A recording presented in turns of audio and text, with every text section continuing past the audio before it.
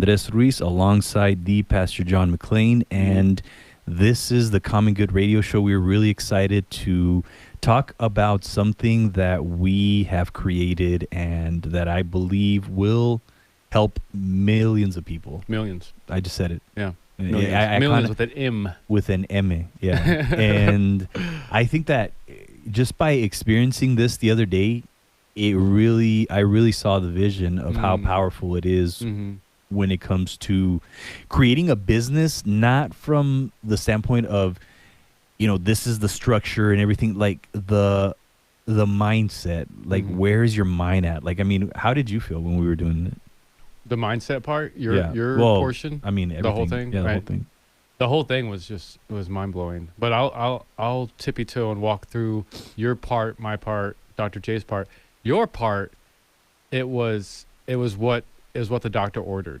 Like it was really kind of like it was that eating an apple a day and taking your vitamins and exercise and being healthy and getting to that place that you need to be to even start your day, to really live a healthy life. Like that's kind of, in the metaphor of business terms, like that's what your presentation was. It was just like, okay, let's make sure we cross all of our T's and dot all of our I's even before we start this venture. And I love that. And then going into my portion, I loved, I always love presenting in front of people. I love sharing information, but I always love helping people find their calling.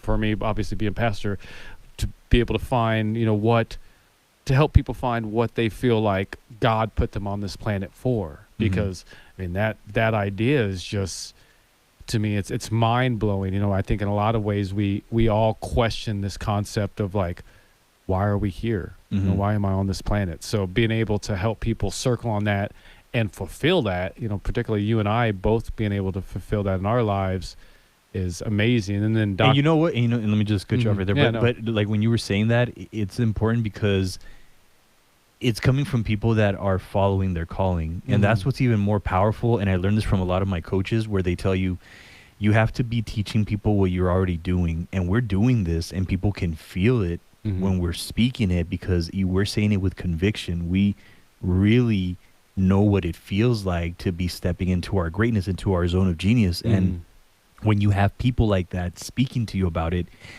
the people in the audience, they don't even have to ask you if you're really doing this. They feel you. They feel when you speak about it, what you're saying. Like they know that this is truth. And I think that's why it's so important that you're teaching that because you're living your purpose. We're living our purpose. And I think that's why it went so well. You're part of it because we're teaching people what we already have done. You're teaching what you preach. So yeah, that was definitely just something that I wanted to mention on that part.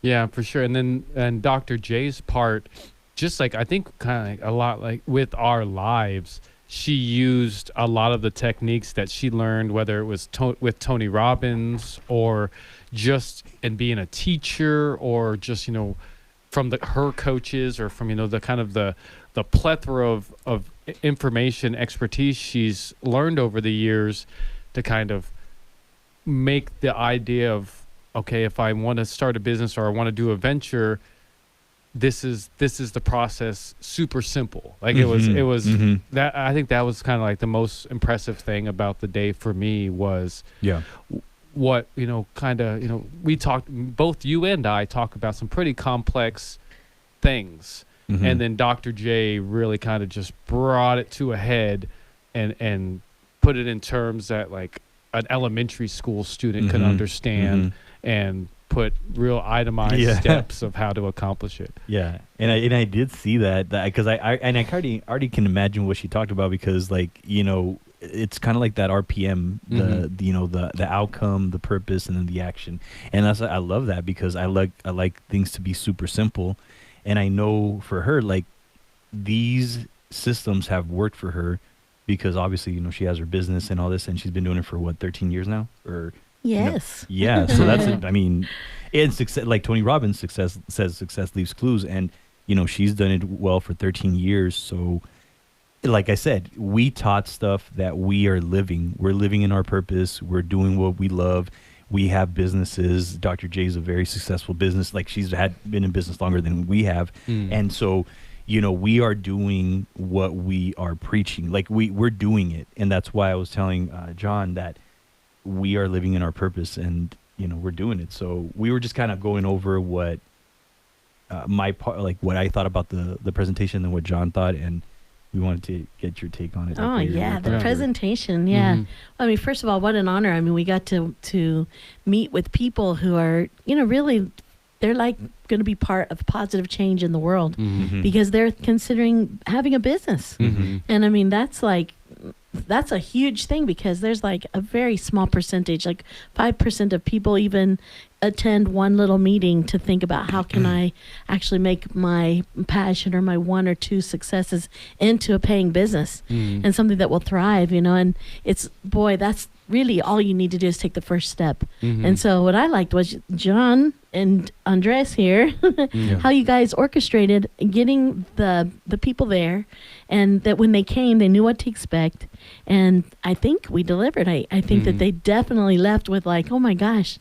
And the biggest thing I think is funny is watching them go, oh my God, I was just messing around, but this is too real. This can really happen. And the fact that it can really happen, their little faces were like, oh my God, The one guy, I'm like, hurry up and open so that I can hire you. And he was like, oh my God. Because we need people. We really do. I mean, there is so much room for businesses and so much room for people who want to do good that this is a great time to start a business. Oh yeah. It's needed more than ever right now, because people are struggling, and we need more hope. We need more people that are going to be bringing some positivity and some opportunity for other people. So yeah, I definitely agree with Dr. J. Yeah, and I think how you started this segment, Andreas. I'm just really optimistic for the Entrepreneurship Academy and what it offers, because yesterday we got a little view of what is possible, and not only what is possible, but where the deficit exists. Big time. I've been an entrepreneur for over 2 decades, and I've never seen anything available like what that little bit that we did yesterday. Particularly, an institution or infrastructure that me and we could go to tomorrow and learn how to be entrepreneurs. Yeah, that's for sure. Brought to you by Veteran Rescue Mission, highlighting the good in our community. Real soon coming out, the Common Good News. It's going to be a print editorial that you'll be able to find at most coffee shops, dentist office, and doctor's offices around the city of Tucson. So keep your eyes peeled. Go to veteranrescuemission.org and homecommunityservices.com for more information. It looks really good, by the way. Thank you. Yeah, it looks really good. I've been working hard. I was very impressed, man. My couple decades of graphic skills came in handy, and I think I've put together a document that the city of Tucson is going to appreciate, and particularly all the amazing organizations that have believed in us so far will be able to continue to promote them through that. So Tucson International. I mean, it was. I saw the way you put for them, and then that little article, that was really cool. Yeah, I liked it. Oh, I got to see this. Oh, this it's is wonderful. good. Yeah, I like Thank it. you. You don't even really realize, much like this show and even the Making College Come True radio show that precedes this show at 3 p.m. I built a lot of stuff around an organization I believe in. Just Tucson International Academy is just a great organization. You guys kind of been a backbone of us, so I just wanted to pay my respect to that. Well, thank you. Yeah. Well, likewise. I mean, what an ironic, rare thing to find people who are on a similar mission, and and all of us contributing something different to make it happen. And and when you think about it, is it really rare? Because I like the law of attraction. This whole thing. Everything comes together. People come together that are doing good for the world. That's it. So that's so true. I believe that this was meant to be, type of thing. Yeah, absolutely. Yeah. And I guess it's once a month we have you on the show. But for those who weren't listening last month and the month before and the month before, let's remind them, what is Tucson International Academy? Oh, sure. We are 4 charter schools, and we are kindergarten through 12th grade at each and every school. And I think one of the things that sets us apart is, well, there's several things, but one of them is we're K-12 in one school of 150 kids. So that means a lot of combos. It means the big kids are going to interact with the little kids. So everybody just has to behave, because you don't want the kindergartner going home saying the F word, right? So it's I always tell the big kids, if that happens, you're going to have triple consequences here. So they're pretty good good about it. And they actually, it might be their little cousin or their little brother or sister, and they don't want the other big kids, causing problems. So it works out. And what I like about it is I do like all the ages. I think that they need to get along, because in life you need all the ages. I mean, we still need the old folks who had different experiences, even from the Depression era. I mean, it's like so many contributions from different perspectives and experiences that have been lived. So I love it. And then I like the combo classes, because you have a chance to see what's ahead if you're the younger class, and you can help the younger ones if you're the older class. So I love that. The biggest thing probably that's like statistical is the 100% getting accepted to college. I mean, that's been for 13 years. That's amazing. And for us, it's easy for us to do, because if they follow our program, which if you come to our school, you have to. If you follow the program, we will have your academics where they need to be. And you'll have a high GPA, because we will push you so hard that you will get it. And it, when I say push you so hard, I don't mean like, 4 hours of homework a night. Not even. We do most of our work during the school day, because that's working smarter, not working harder. Working harder doesn't always yield a higher result. You gotta use your brain. You have to pay attention in class, learn it in class. Don't wait to look at it later. Learn it right then and there while they're presenting. We do all kinds of things to help kids figure out how to, absorb then, because later when you get home, if you have a large family, you got work to do. You got people that have to be cooked for, clean, bathing. And you got regular life happens at home, and we value the home life. So it's like if you're doing 4 hours of homework at home every night, then you're not really being served. So we teach them how to get the work done, because in college, you don't do 4 hours of homework. I mean, maybe a few of them do, but I'll tell you what, me and the people I knew did not. Not every day. When we were in college, we did like the class, and you learned to double time there, because you wanted to have all your time free, so you could run around and have fun with your friends and be part of clubs and organizations. And they even have radio stations that are just for their college. And I mean, all kinds of stuff you can experience. Cool. Yeah, I was in a Broadway show, but it wasn't Broadway. It was it was for our university. Yeah, I met the presidents, President Ford. Boy, now I'm telling how old I am. And I met, Bill Cosby came to our school. Really? And, back then he was doing the kid thing with the yogurt pops or whatever. Pudding pops. Yeah, pudding pops. And he was hilarious. And Red Fox? Fox. Oh, yeah. what? And it was all free. If you were a student, you got in for free. Oh, that's really cool. And so I went to all of them. I went to the dances. I went to all the, all the Broadway productions that they actually did bring from New York. I went to all of those, and you just saw things that you couldn't see. And I mean, it was right next to my dorm. I would say a similar thing to being in the military, but I would recommend somebody to go to college rather than join the military for sure. But I saw Robin Williams perform in Iraq. Cool. I got to meet Arnold Schwarzenegger in Iraq. Oh, wow. Yeah, so that's cool. Yeah, that was cool, but not quite college though. Yeah, no, and I mean, it sounds like just what you're speaking about with college, all these opportunities that came your way because you decided to go and leave home and go out there and be independent. And what kind of advice would you give for those kids who are kind of on the fence of like, should I leave home? Should I stay here with my mom? Because a lot of times I hear youth, and not even just youth, I hear grown people that say, well, the reason why I never left was because my mom told me that if I leave, what if somebody does something to me, or if I get in trouble and I won't be able to do anything, and then they get held back, and then they're resentful and angry towards their mom. But really, whose fault is it? Yes. And so, I mean, like, what advice would you give for that kid that's just kind of on the fence and thinking about it? Yeah, I mean, that advice is that you have to make a decision. Are you going to live your life in fear?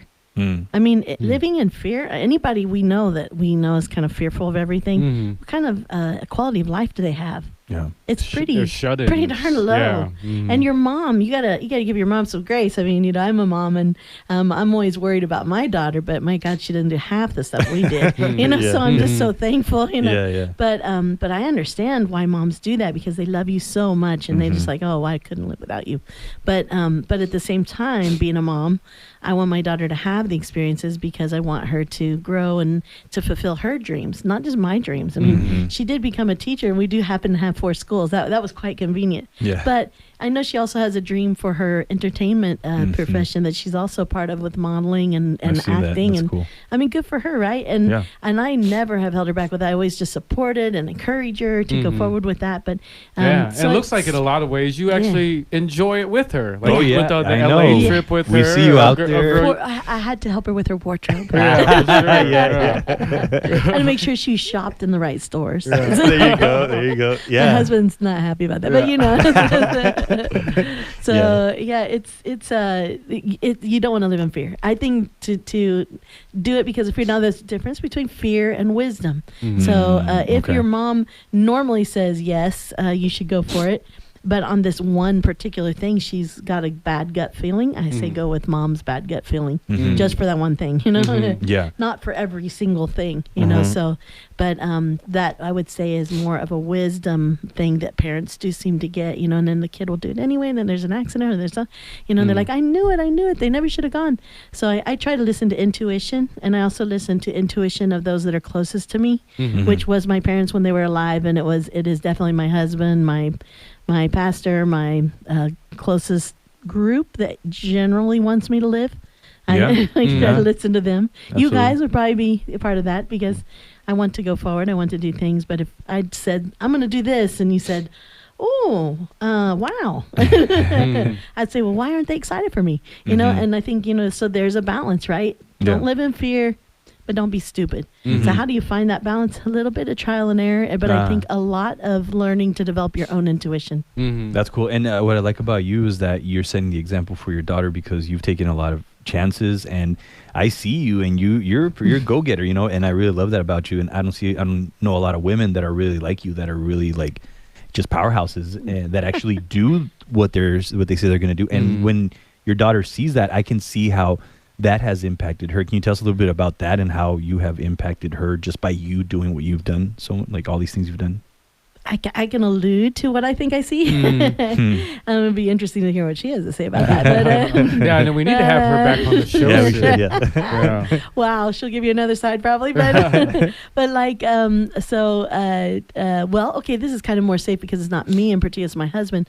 My husband and my daughter are both very musical. And I mean, very musical. They're naturally gifted. I mean, I can play instruments, but they have just a slight higher level of gifting than I do. I have to kind of practice and look at the music. They don't. Gotcha. Like my daughter just sat down and started playing the drums, and I mean, she started performing with us immediately. Wow. I'm like, when did that happen? And I still can't play the drums very good. But my husband is just like her, so they have that in common. And she, wanted to go to concerts. My husband went to a lot of concerts. I went to a lot of concerts, but kind of against my will because it was like my date night, and that's where the date wanted to take me. And I was like, great, I got to listen to Rush for how many hours? You know, I like Rush, but I probably couldn't even name one of their songs right now. AC/DC, I mean, all the 80s rock, that's what we went to, and that was our entertainment.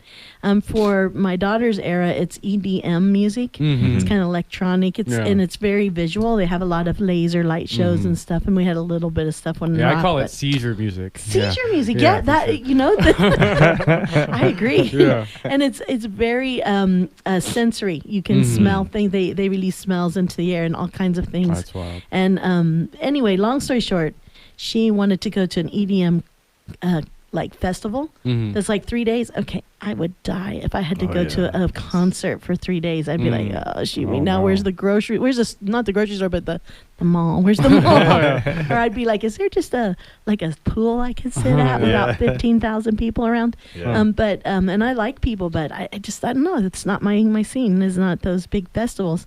But she loved it. And when she first said it, I was like, oh no, there's too many people. You shouldn't go, blah, blah, blah, right? So I'm being the mom, you know, I'm going, no, too many people. They're probably going to have drugs, you know, oh gosh. You know, and my husband was like, oh no, I mean, come on, concerts are great. I mean, that's where I really grew and just really enjoyed and absorbed and blah, blah, blah. So I was like, great, she's going to go to this